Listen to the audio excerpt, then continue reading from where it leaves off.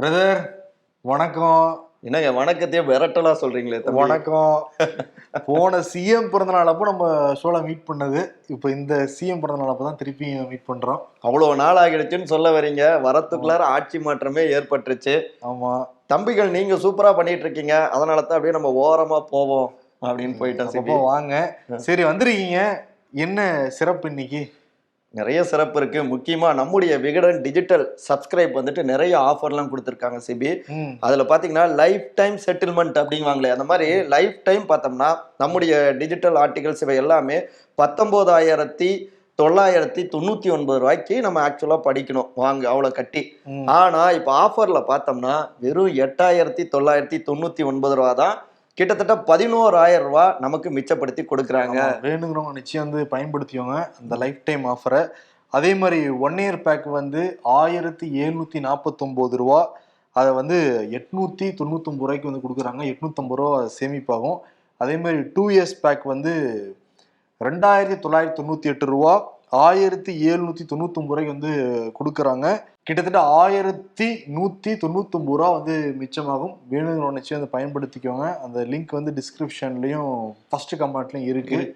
Okay, ஷோக்குள்ள போயிடலாமா? வந்ததும் சிறப்பா ஒன்று கொடுத்துட்டு போறீங்க நேர்களுக்கு. ஓகே ஓகே, ஷோக்குள்ள போயிடலாம். Welcome to the imperfect show. சிபி, மார்ச் 1ஆம் தேதி ஒரு பக்கம் ஆளுங்கட்சிலாம் செம்ம ஹாப்பியா இருக்காங்கன்னா, இன்னொரு பக்கம் மக்கள்லாம் என்னப்பா அப்படின்னு ஃபீல் பண்ணிட்டு இருக்காங்க. அதேதான், 3 மாநில தேர்தல் முடிஞ்சது, ரிசல்ட் கூட வரல. அதுக்குள்ள வந்து அந்த வீட்டு உபயோக கேஸ் சிலிண்டர் விலை வந்து அதிகம் பண்ணிருக்காங்க. அதே மாதிரி கமர்ஷியல் கேஸ் சிலிண்டர் விலையும் அதிகமாக. அதான் வீட்டு இது பார்த்தோம்னா 50 ரூபா ஏத்தி இருக்காங்க. இப்ப பார்த்தோம்னா 1,118 ரூபா புள்ளி 50 காசு இவ்வளவு ஏத்திருக்காங்க. அப்புறம் மக்கள் சமைக்கிறதா வேணாமா? ஆமா, இப்போ ஹோட்டல் நடத்துறவங்க அந்த நிலைமையில தான் இருக்காங்க. ஆல்ரெடி வெள்ளையெல்லாம் ஏறிட்டு இருக்கு, காய்கறி எல்லாம் ஏறிட்டு இருக்கு. இப்போ அவங்களுக்கு வேற வந்து ஏத்திருக்காங்க. எங்க ஊருக்கு போயிட்டாங்களா? இல்ல வீட்டு ஹோட்டல்ல சொல்றேன். இல்ல அவங்க ஊருக்கு போயிட்டனால நீங்க ஹோட்டல்ல சாப்பிட வேண்டிய ஒரு சூழல், விலைவாசி ஏற்றம் எல்லா பக்கம் எல்லாருக்குமே இருக்காது. அதான் என்னன்னா, இந்த நாட்டை விட்டு போற தர வழியில சிவாச்சிங்கிற மாதிரிதான் இருக்கு பலருக்குமே.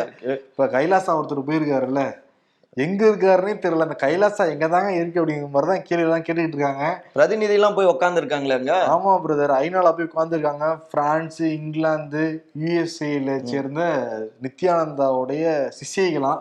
அவங்க வந்து ஜெனீவால நடக்கிற அந்த யுஎன் மாநாட்டில் வந்து கலந்துருக்காங்க. கலாச்சார உரிமை, பொருளாதாரம், சமூகம் உள்ளிட்ட விஷயங்கள்லாம் கைலாசா பிரதிநிதிலாம் வந்து பேசியிருக்காங்க. இங்க பாத்தீங்கன்னா வந்து தேடிட்டு இருக்காங்க அவரை. இங்க இன்னும் எங்கிட்டு இருக்காரு, எங்கிட்டு போயிருக்காருன்னு உளவுத்துறையும் எல்லாரும் தீயா வலை போட்டு தேடிட்டு இருக்காங்களா. அங்க வந்து ஹாயா அட்டன் பண்ணிக்கிட்டு இருக்காரு. நித்யானந்தா வரல இந்த ஐநா கூட்டத்துக்கு, ஆனா அவருடைய இதெல்லாம் வச்சிருக்காங்க.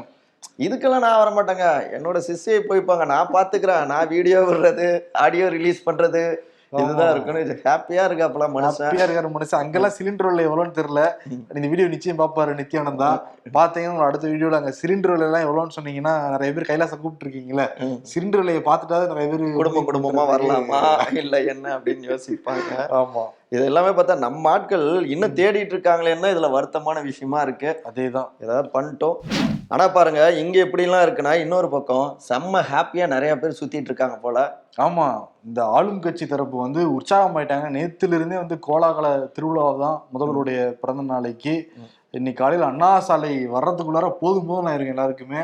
ஏன்னா கிண்டியில் ஆரம்பிச்ச டிராபிக் அண்ணா அறிவாலயத்தை தாண்டி வர்றதுக்குள்ளார திக்கும் காடி இருப்பாங்க. ஏன்னா எல்லா ஊர்ல இருந்தும் திமுகலாம் சென்னையில வந்து இன்னைக்கு குழுமிட்டாங்க அவரை கொண்டாடுறதுக்கு, இந்த கொண்டாட்டத்துல ஐக்கியமாகறதுக்கு. ஆமா, இன்னைக்கு மாலை வேற ஒய்எம்சியில பிரம்மாண்டமான ஒரு விழா இருக்கா இல்லையா, தேசிய தலைவர்லாம் வராங்க, மல்லிகார்ஜுனா கார்கே போன்ற தலைவர்லாம் வராங்களா இல்லையா. அதனால காங்கிரஸ் கட்சிக்காரங்களும் அவங்களும் உற்சாகமா தான் இருந்தாங்க. ஏன்னா வந்து மல்லிகார்ஜுன கார்கே வந்து தலைவரானதுக்கு பிறகு தமிழ்நாட்டுக்கு வர முதல் பயணம் அல்லவா. அதனால நம்ம யாருங்கிற வீட்டை காட்டிக்கணும்னு சொல்லிட்டு கேஎஸ் அழகிரி கோஷ்டி எல்லாம் அவங்களும் வந்து களத்துல இறங்க ஒரே கோலாகலமா தான் இருக்கு. இன்னைக்கு வந்து ஒருத்தர் ஒட்டகத்தெல்லாம் கூட்டிட்டு வந்திருந்தாரு. ஆடும் கொடுத்துருக்காங்க, ஆடு கொடுத்துருக்காங்க, ஒட்டகத்தை கூட்டிட்டு வந்து வாழ்த்து தெரிவிச்சிருக்காங்க.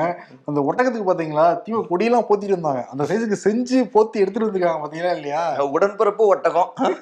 சரி, அதே மாதிரி என்னன்னா, நிறைய பேருக்கு மஞ்சப்பையில அந்த செடிகள்லாம் கொடுத்தாங்க.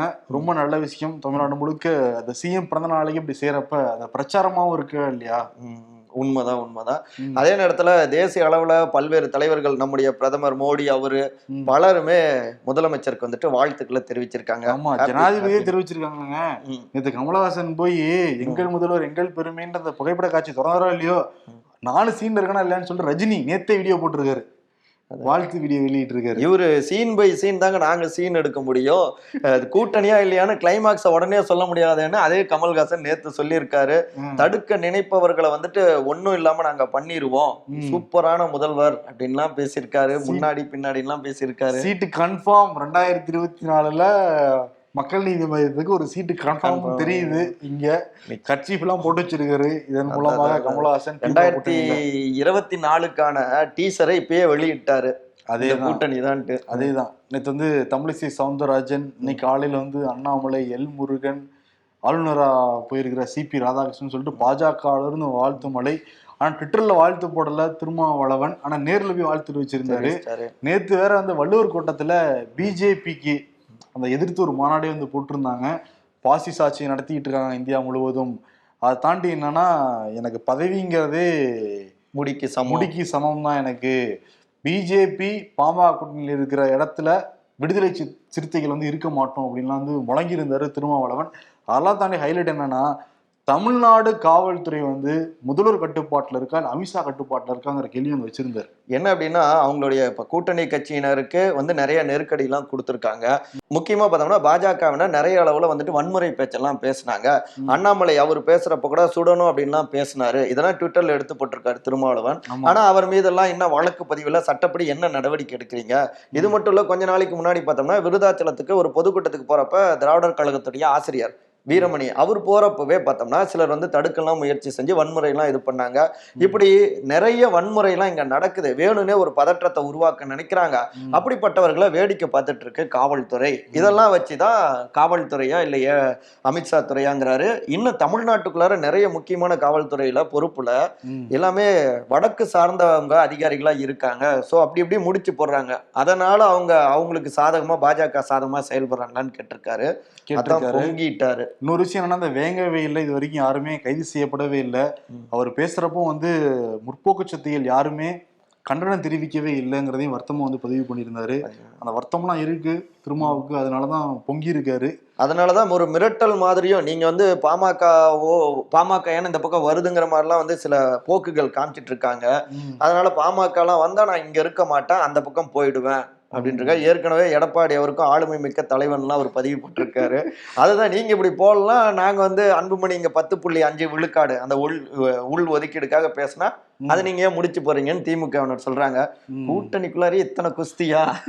அதுதான நேர்ல வாழ்த்து தெரிவிச்சிருக்காரு. அது பண்பு. உதயநிதி வேற டெல்லி போயிட்டு கிளம்பி வந்திருக்காரு. அந்த ரகசிய முடிச்சுகளை அவிழ்க்கிறதுக்காக தான் போயிருப்பாரா? ஏன்னா அங்கே போயிட்டு வந்து சொல்றாரு, நான் நீட்டு விளக்கு குறித்து தான் அவர்கிட்ட பிரதமர்கிட்ட பேசினேன்.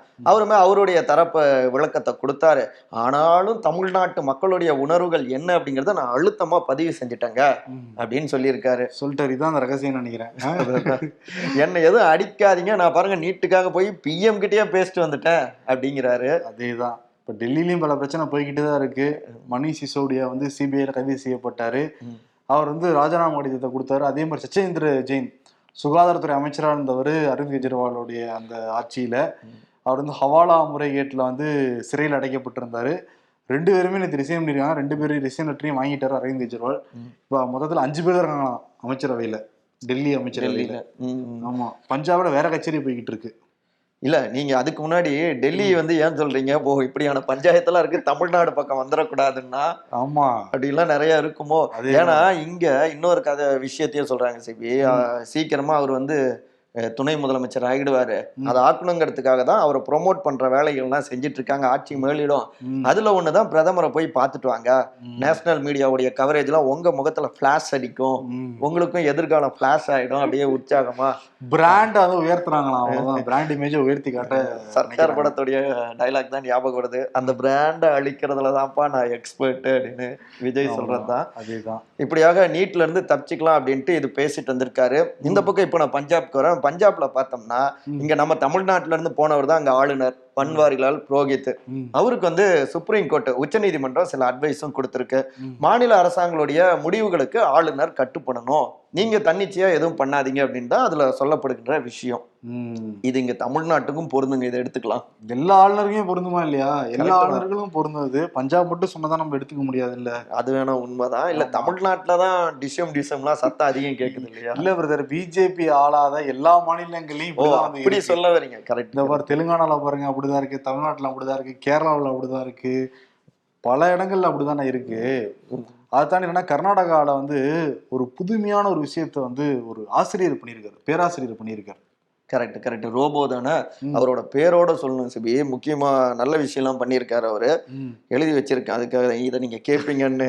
கர்நாடக மாநிலத்துடைய உத்தரகண்ட மாவட்டத்தை சார்ந்த சிட்சியை சேர்ந்தவர் தான் அசய் மசேல்கர். சாரி, அவரு தான் என்ஜினியரிங் படிச்சவர், உங்க டிபார்ட்மெண்ட்னு நினைக்கிறேன்.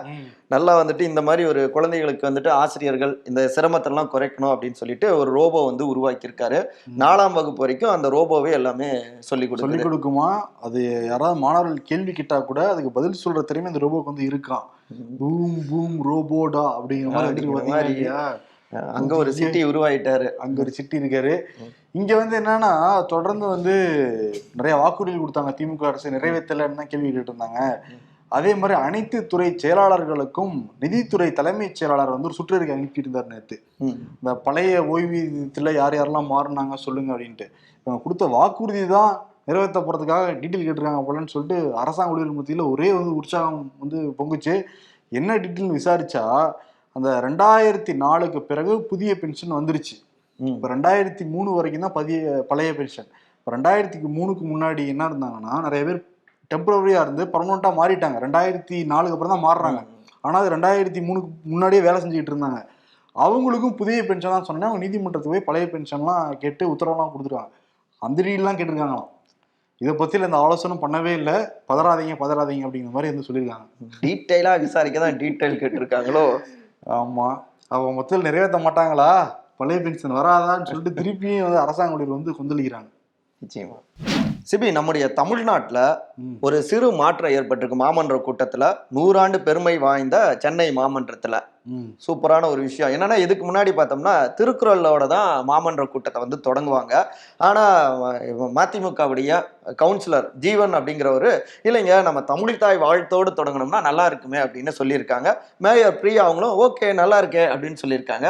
கடைசியா தமிழ்தாய் வாழ்த்தோடு 100 ஆண்டு பெருமை மிகுந்த மாமன்ற கூட்டம் வந்துட்டு தொடங்கப்பட்டிருக்கு. முதல் முறையாக தமிழ்தாய் வாழ்த்து வந்துட்டு ஒழிச்சிருக்கு.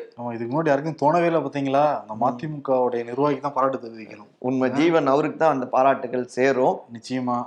அதே மாதிரி இன்னொரு விஷயம், எல்லாருமே ரொம்ப அலர்ட்டா இருக்கணும். பிப்ரவரி மாசம் முடிஞ்சு இப்பதான் வந்திருக்கோம். 1901 பிப்ரவரி மாசத்துல இவ்வளவு வெயில் அடிச்சுதான், அதை விட அதிகமா இப்ப அடிச்சிருக்கோம். வெயில். ஆனா குளிர் தானே வாட்டி எடுத்துட்டு இருந்துச்சு. காலையில குளிர்ந்து போடுது. நீங்க மத்தியானம்லாம் ஆபீஸ்ல இருக்கனால தெரிய மாட்டேங்குது, ஏசி ரூம் குள்ளார. வெளியில போறவங்களை கேட்டு போறாங்க, காஞ்சு கருவாடு ஆயிடுறாங்களாம். இப்போ வந்து இந்த ஏப்ரல் மேல எல்லாம் ரொம்ப உச்சகட்டமா இருக்கும்லாம் சொல்லியிருக்காங்க. இந்திய வானிலை ஆய்வு மையம் சொல்லியிருக்காங்க. மத்திய அரசு என்ன பண்ணியிருக்குன்னா, இந்த வெப்பத்தால ஏற்படுற நோய்களை மாநில அரசு கண்காணிக்கணும்னு சொல்லிட்டு மத்திய அரசு மாநில அரசுக்கு அறிவுறுத்திருக்காங்க. ஆக மொத்தத்துல மழை காலம் முடிஞ்சு குளிர்காலம் முடிஞ்சு வெயில் காலத்துல அடி எடுத்து வச்சுட்டோம். அலர்ட் ஆகிக்கோங்க, தேவையில்லாமல் வெளியிலாம் போகிறத அவாய்ட் பண்ணிக்கோங்க. அப்படி போனீங்கன்னா நல்லா தண்ணி வந்து குடிங்க, டீரிடாமல் பார்த்துக்கோங்க உடம்ப. ஈரோடு கிழக்கு அனலோன்னு நினைச்சிட்டு இருந்தேன், உண்மையான அனல் பா இது. 1901 அனல் அப்படிங்கிறீங்க. ஆமா. இன்னொரு பக்கம் ஒரு குளிர் பிரதேசத்துல ஒருத்தர் வேற மாதிரி மிரட்டி இருக்காரு. தனக்கு நெருக்கமானவர்களாலேயே ரஷ்யாவுடைய அதிபர் புட்டின் வந்துட்டு கொல்லப்படுவார், ஒரு கொலையாளியை இன்னொரு கொலையாளி கொல்ல வாய்ப்புகள் வரலாம் அப்படின்னா உக்ரைனுடைய அதிபர் ஜெலன்ஸ்கி அவர் வந்துட்டு சொல்லியிருக்காரு, பகீர் கூட்டியிருக்காரு. சீக்கிரம் அங்கே போர் வந்து முடியணும். ஆனால் அமெரிக்கா வேற ட்ரிகர் பண்ணிட்டு போயிருக்க மாதிரி தான் போயிருக்கு உக்ரைனை. பிரார்த்திப்போம் சீக்கிரம் உக்ரைன் அந்த போர் முடியணும்ட்டு.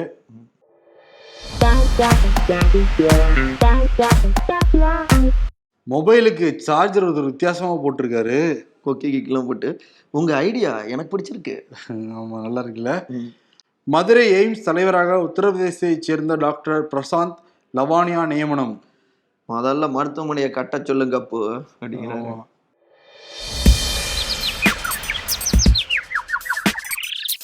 ஹவாய் செருப்பணிந்தவர்களும் விமானத்தில் பறக்க வேண்டும் என்பதுதான் என்னுடைய விருப்பம். மோடி அதான் ஹவாய் செருப்புக்கு 5% ஜிஎஸ்டியிலிருந்து 12% ஜிஎஸ்டியா உயர்த்திட்டீங்களே அப்படிங்கிறாங்க. அது உண்மைதான். நாம் ஒருவரிடம் என்ன பேசினோம் என்பது மிக குறைவான நேரத்திற்குள் இன்னொருவர் மூலம் நம்மிடமே வந்து சேர்ந்தால் நாம் பேசிய நபர் மிக மிக ஆபத்தானவர். பட் நீங்க ஆபத்தானவர் இல்ல பிரதர். இல்ல இல்ல இல்ல பல டைம் நடந்திருக்காத. இதை வந்து நான் நேயர்களுக்காக தான் இத்தனை விஷயமும் சொன்னேன். இது நல்லதுக்கு தானே. இதோ வந்துட்டேன். ப்ரோ, யாருக்கு அவார்டு? மு.க. ஸ்டாலின்கா இல்ல மத்தவங்களுக்கா? இங்க நிறைய விஷயங்கள்லாம் அரங்கேறிச்சு. மு.க. ஸ்டாலின் நம்ம நேற்று தான் கொடுத்தோம். நீ வேற பிறந்த தினம் அவருக்கு. பிரதமர் மோடி எந்த சீன் இன்னைக்கு எல்லாம் பண்ணவே இல்லை. ராகுல் காந்தி லுக்கெல்லாம் மாத்திருக்காரு அவரு.